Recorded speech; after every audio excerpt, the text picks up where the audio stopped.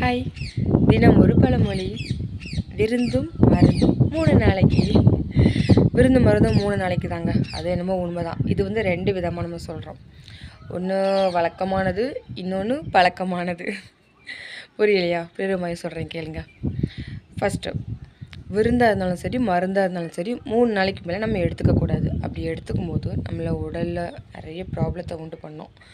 3 நாள் விருந்து போடலாம். நான் தொடர்ந்து விருந்தாக போயிட்டு இருந்தால் உடம்பு தாங்காது. மருந்து அப்படி தான், உடம்பு தாங்காது. அது ஒன்றா. இன்னொன்று நார்மலாக இருக்கிற வழக்கம் தாங்க. அதாவது விருந்து வீட்டுக்கு போனால் 3 நாளைக்கு மேலே நம்மளுக்கு மரியாதை கிடைக்காது.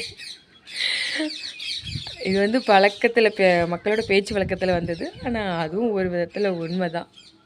அதான் சொல்கிறாங்க, விருந்தும் மருந்தும் 3 நாளைக்கு. ஆனால் உண்மையான விளக்கம், விருந்தாக இருந்தாலும் சரி, மருந்தாக இருந்தாலும் சரி 3 நாளைக்கு தான் ஒரு மனுஷன் எடுத்துக்கணும். அதுக்கு மேலே எடுத்தால் ஒத்துக்காது.